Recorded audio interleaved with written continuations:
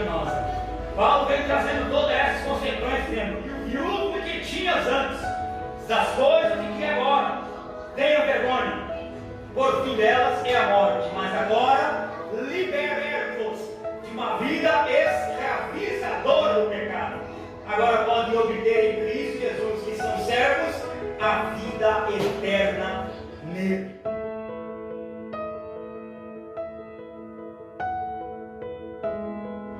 A verdadeira transformação e a libertação que nós recebemos em Jesus. Romanos 6, versos de número 20, 21 e 22. Quem encontrou, diga amém. Amém.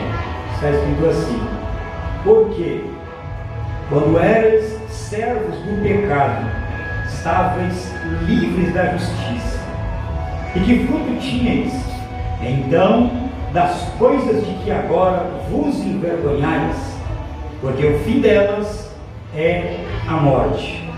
Mas agora, libertados do pecado e feitos servos de Deus, tendes o vosso fruto para a santificação e por fim a vida eterna. Você diz amém? Amém. Pode se assentar aí, os irmãos em pé. Glória a Deus. Irmãos, eu acredito que todos vocês devem conhecer, se não a fundo, mais um pouco, do que o apóstolo Paulo quis dizer nesses 3 versículos bíblicos, nesta carta. Para a introdução do nosso título, primeiro nós precisamos saber qual foi o propósito do apóstolo Paulo escrever esta carta para esses irmãos, os moradores, os cidadãos da cidade de Roma. E certo que Paulo, ele tinha muitos desejos de ir até aquela cidade e por muitas vezes também ficou impossibilitado de ir até lá. Olha o que diz aqui a Bíblia, irmãos, concernente a isso. A epístola ou a carta de Paulo escrita aos Romanos é uma história muito longa que diz respeito à teologia, mas é a mais influente de todas as cartas que o apóstolo Paulo já escreveu. Umas ele chama de epístola das prisões, que é Filipenses, Filemon e Colossenses. Escreveu quando estava preso, então é chamada de epístola das prisões. Essa carta aqui, nas suas considerações preliminares, Paulo escreveu demonstrando o amor, o carinho, e talvez por essas razões foi colocada em primeiro lugar entre todas as que o apóstolo Paulo escreveu. Então vem a carta de Romanos, depois vem Atos dos Apóstolos e assim sucessivamente.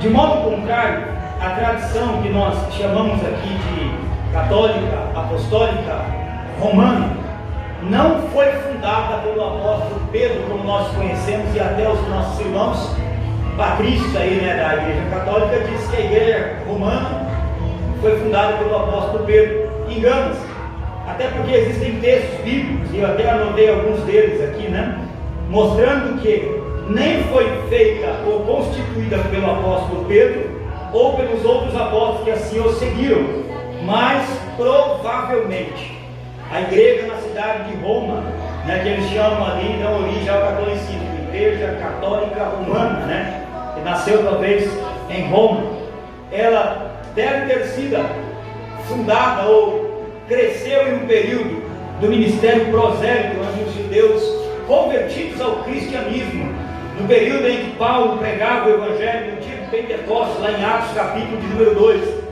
eles embrenharam dentro da cidade de Roma e lá eles iniciam a pregação do evangelho. Então está lá em Atos capítulo de número 2 e o versículo de número 10. Então cai por terra a afirmação de que a igreja em Roma fora instituída pelo apóstolo Pedro, nem por Pedro e nem pelos apóstolos que ora o seguiram, mas provavelmente essa carta e a fundação desta igreja foi dada pelos judeus prosélitos convertidos, aqueles que convergiram a sua vida de um caminho de pecado e aceitaram Cristo como seu Salvador. Atos dos Apóstolos capítulo 2, versículo 10.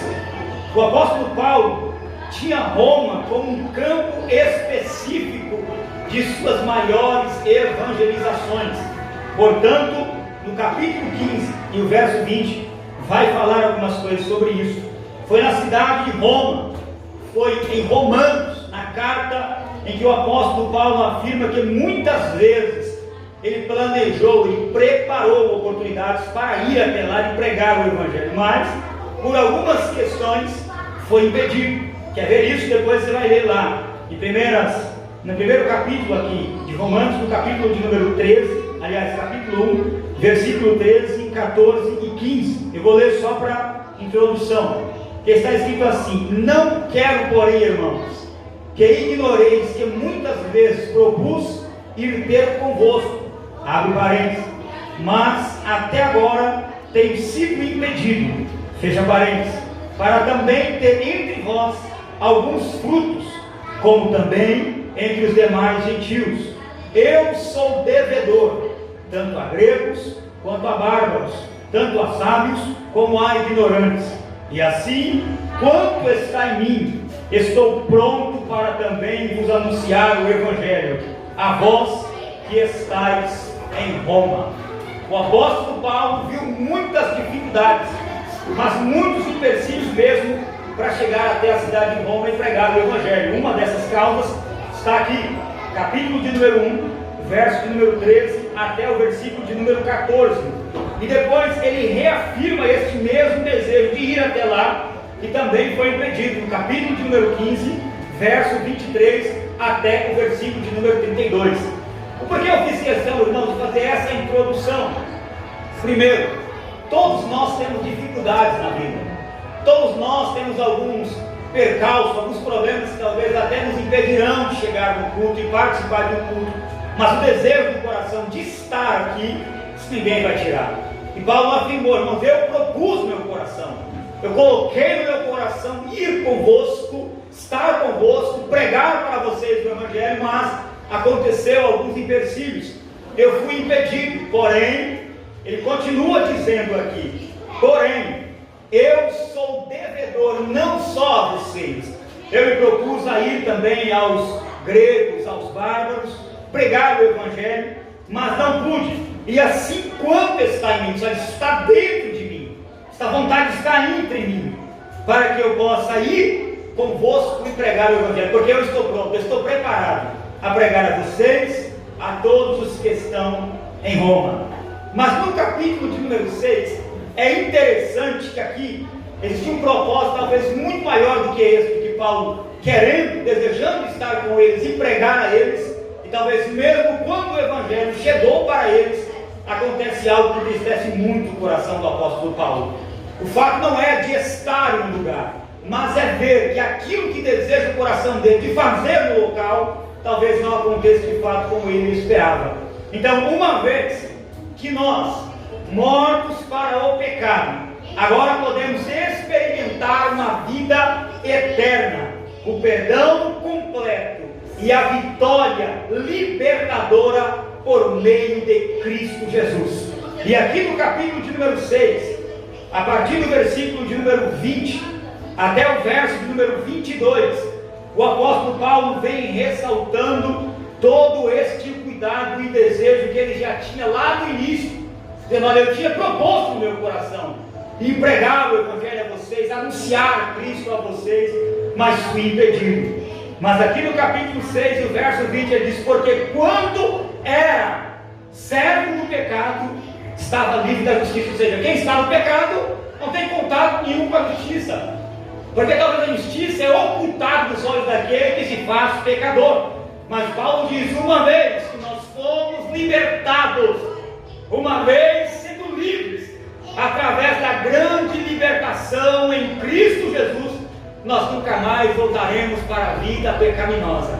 Paulo vem trazendo todas essas consequências, dizendo, e o fruto de que tinhas antes, das coisas de que agora tenha vergonha, por fim delas é a morte, mas agora libertos de uma vida escravizadora do pecado, agora podem obter em Cristo Jesus, que são servos, a vida eterna nele.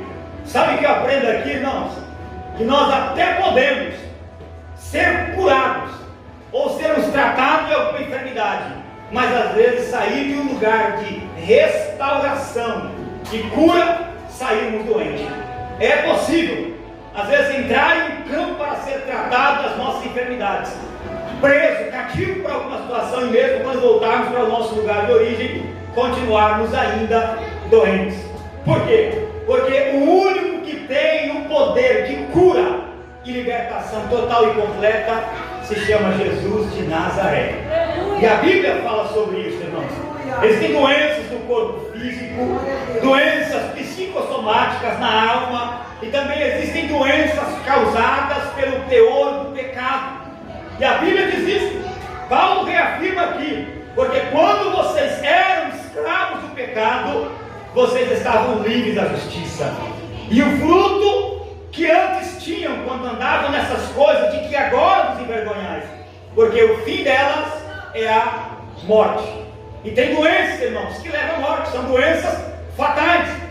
E segundo a medicina, quando é um caso de alta complexidade, irmãos, não há muita coisa que se fazer. Mas quando nós falamos em questão daquele que é soberano em tua ação, que tem todo o poder de cura e libertação, não importa o diagnóstico médico. Uma vez ele libertando, somos livres para sempre. Uma vez ele curando, somos curados para sempre. E ainda teremos a vida eterna como garantia. É o que a palavra do Senhor Jesus nos diz, irmãos.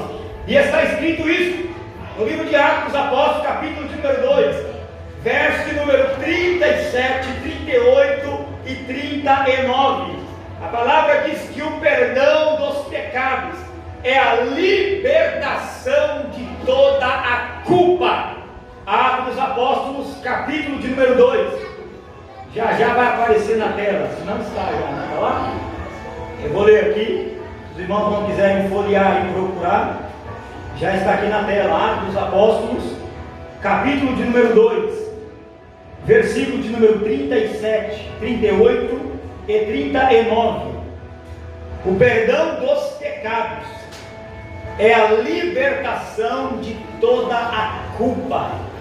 O fato não é, irmãos, recebermos talvez um diagnóstico de cura, mas se ainda há escravidão pelo pecado, nós estamos condenados à morte. É o que a Bíblia diz. O perdão dos pecados é a completa libertação da culpa, sentimento de culpa. Atos capítulo 2, verso 37, 38 e 39. O Tico vai dizer as primeiras conversões. Verso 37 diz assim: ouvindo eles, compungiram-se em seu coração e perguntaram a Pedro e aos demais apóstolos: o que faremos, varões, irmãos?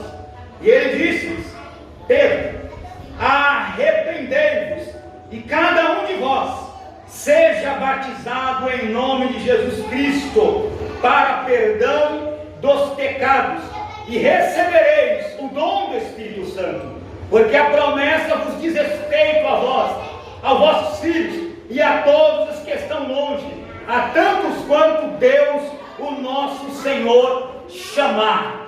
Deus está dizendo que quando há uma conversão genuína e verdadeira, Deus nos liberta da culpa a nós, os nossos filhos e a todos quantos mais o Senhor assim também os chamar. Aqui eu creio, irmão.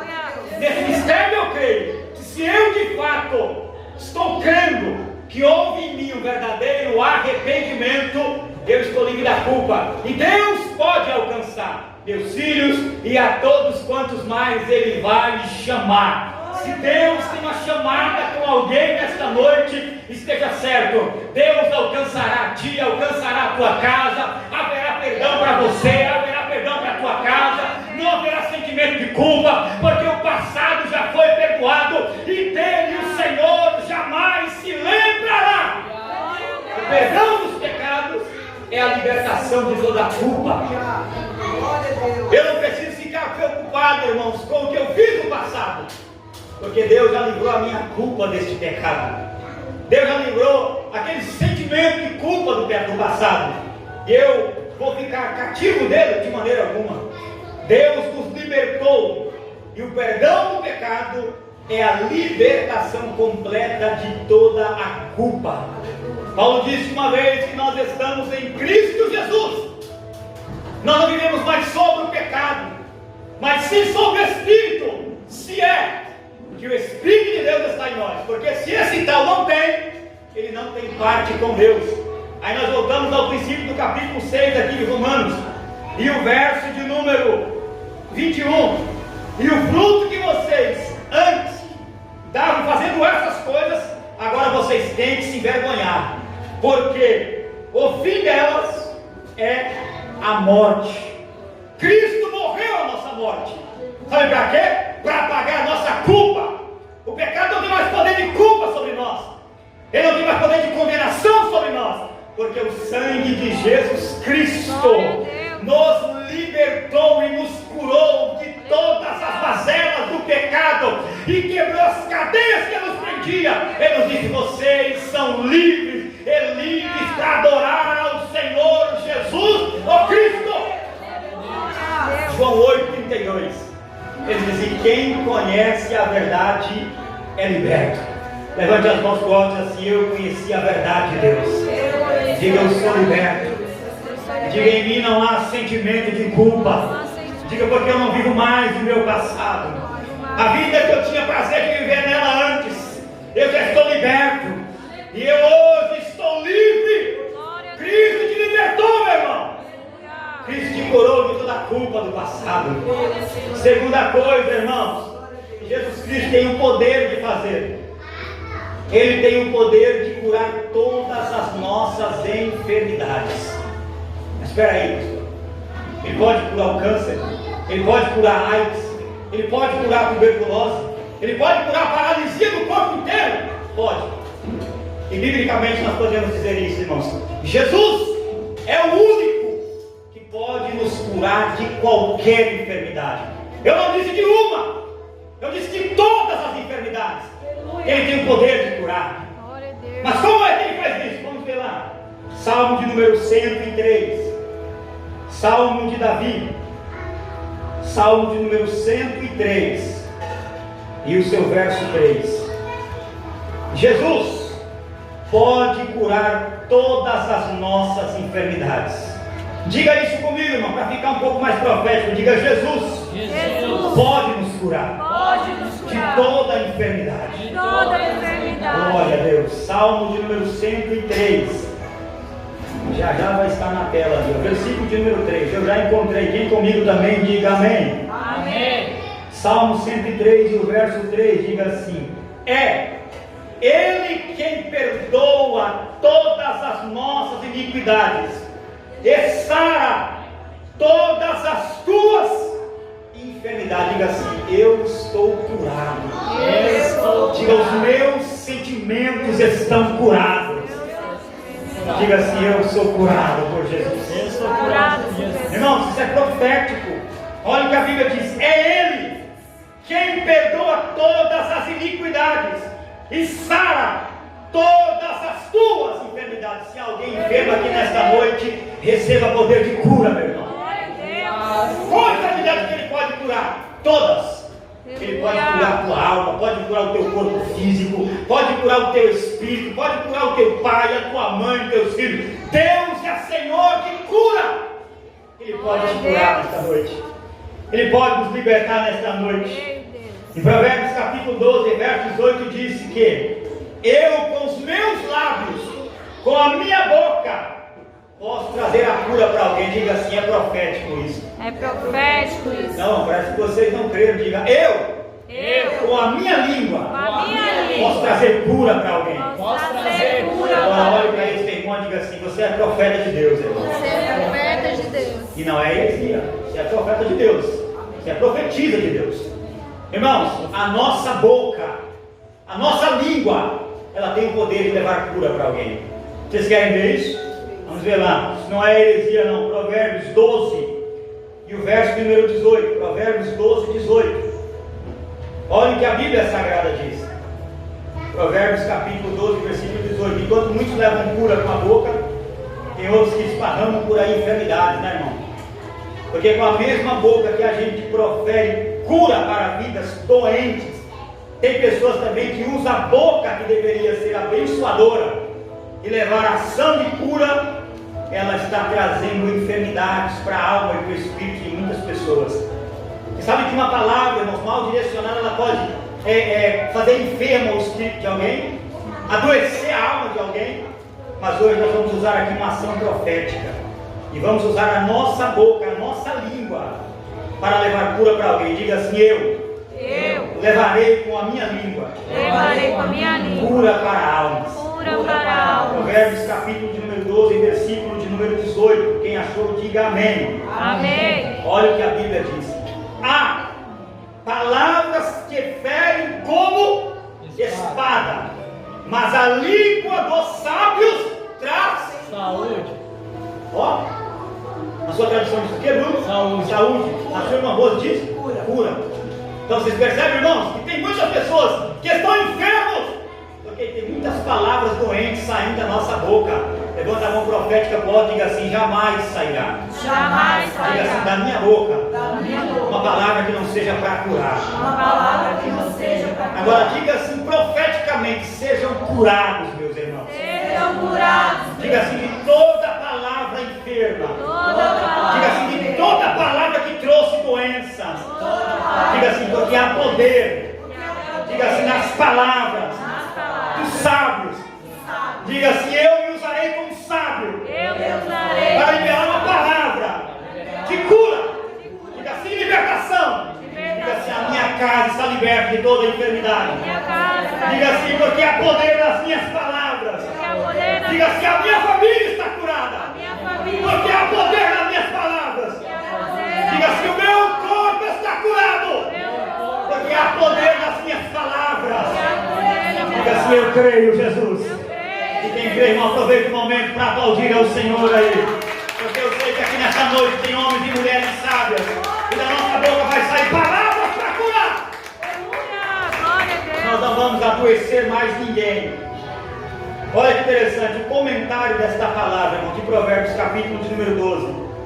E o verso 18 diz assim: aquilo que nós falamos, a palavra que estão cortando e matando muitas pessoas, são palavras ofensivas, palavras que entristecem o espírito daqueles a quem estão falando e os cortam o coração.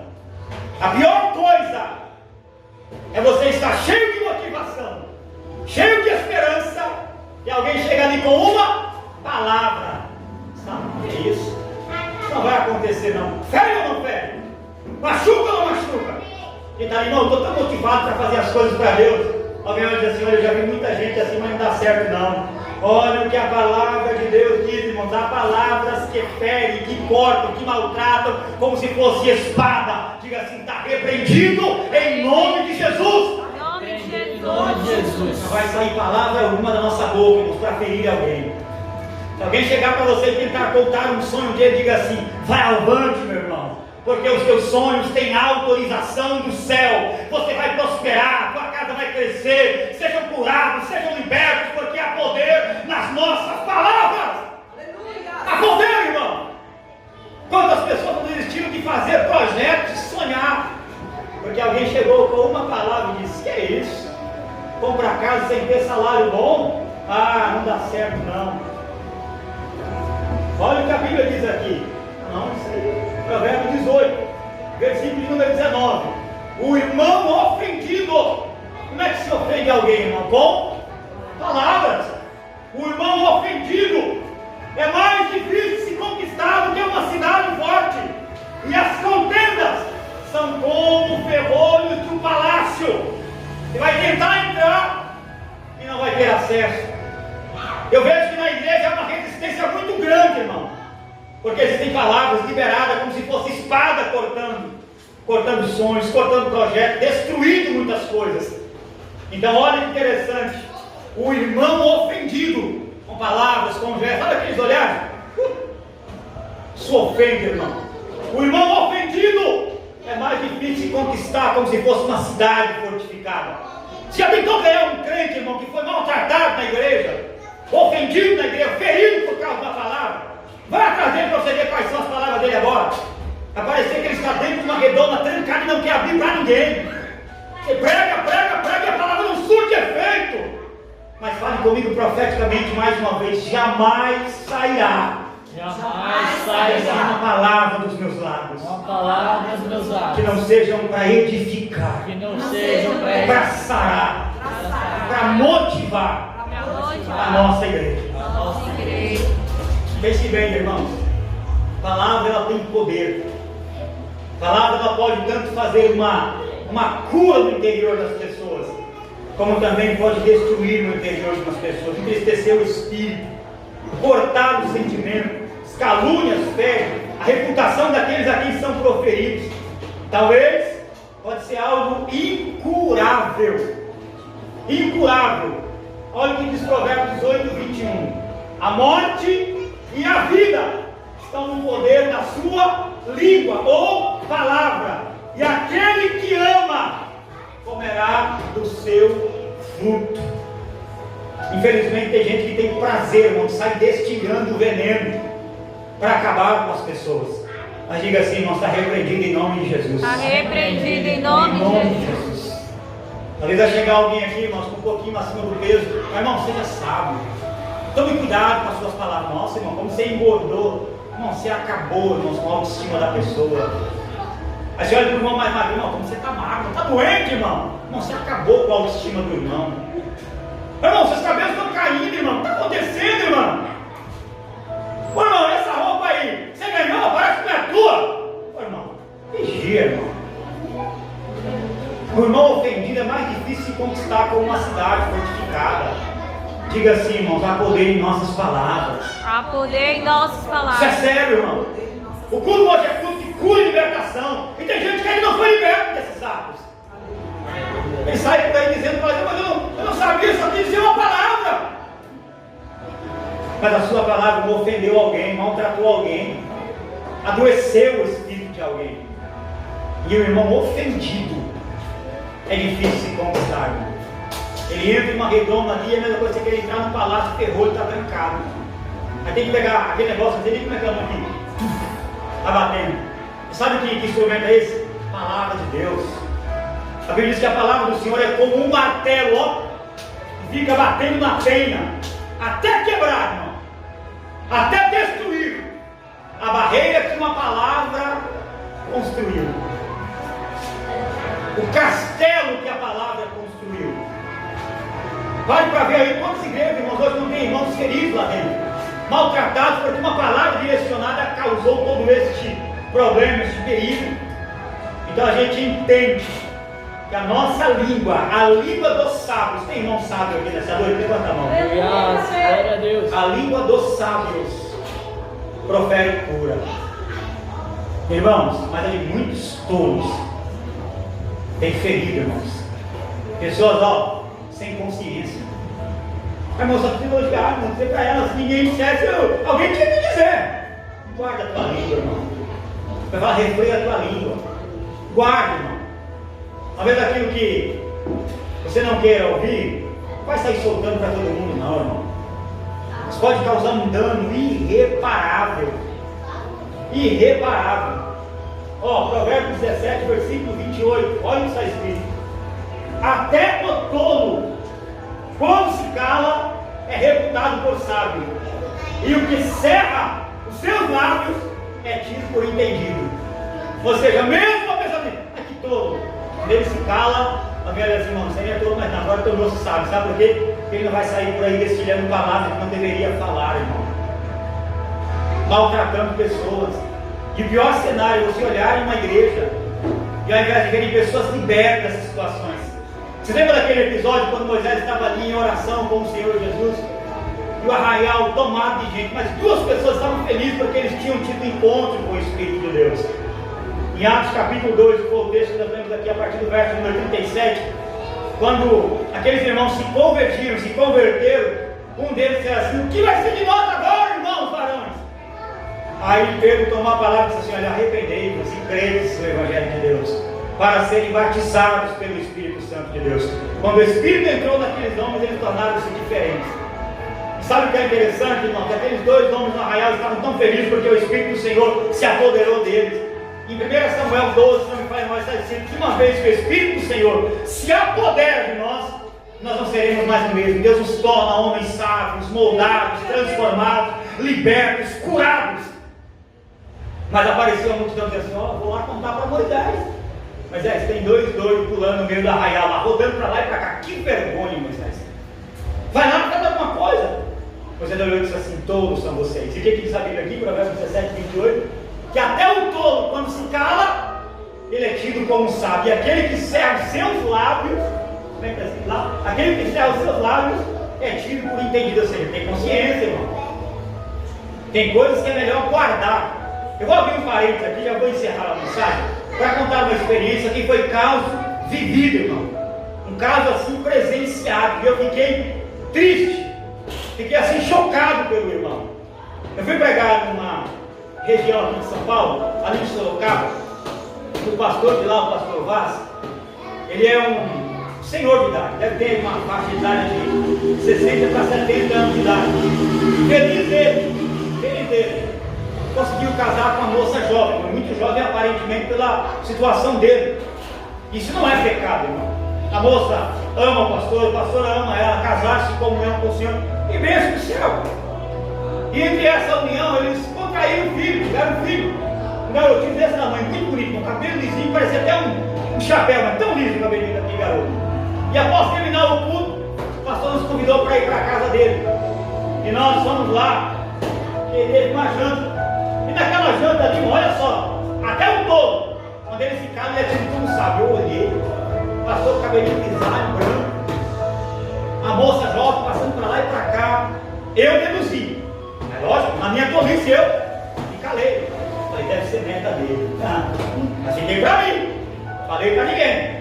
E tinha um irmão conosco, que não vou falar o nome por falta de ética, por ética, né? Que olhou e disse assim, olhou umas 2, 3 vezes, olhou para alguém, para ver se alguém tinha percebido também. Aí o menininho ele sentou no colo do pastor, o pastor fez um cafuné nele, ele correu para a cozinha, as irmãs estavam preparando as coisas lá. Esse irmão, em vez de ficar calado, parou e falou assim: ô pastor, bonitinho o seu neto, hein? O pastor deu aquela risada assim, meio assim, já falou: não, neto não, mãe, é meu filho. Aí o pastor, desculpa, não sei o que, perdão. O pastor falou: fique em paz, irmão. Tolo, não é tolo, irmão. Guardasse para ele, se ele achasse que era filho ou que era neto, guardasse para ele. Não tinha necessidade de falar. Quando acabou aquela reunião, nós voltamos para casa, falei: irmão, você poderia ter ido embora sem levar essa, irmão. Ué, ia dormir sem essa. Vai abrir a boca no horário impróprio, olha a besteira que você falou. O pastor ficou constrangido, olhou no rosto dele e a coisa disse assim: ó, você está falando que eu sou velho demais para ter uma criança desse tamanho? Ou que eu não tenho condição talvez de casar com a moça jovem, que é aquela minha esposa? Irmão, estava no semblante do pastor. Ficou aquele silêncio no ar. Falei: meu Deus do céu. Não tem gente que é assim, que não, ele não perde a oportunidade. Que ele está ali, tem que ele guardar, mas ele abre a boca santa dele, cheia de dente, e vai falar besteira. Isso que quer, irmão. Porque a Bíblia instrui a gente. Olha o que a Bíblia diz aqui em Provérbios 12, 18. Irmão, há palavras que ferem como espada.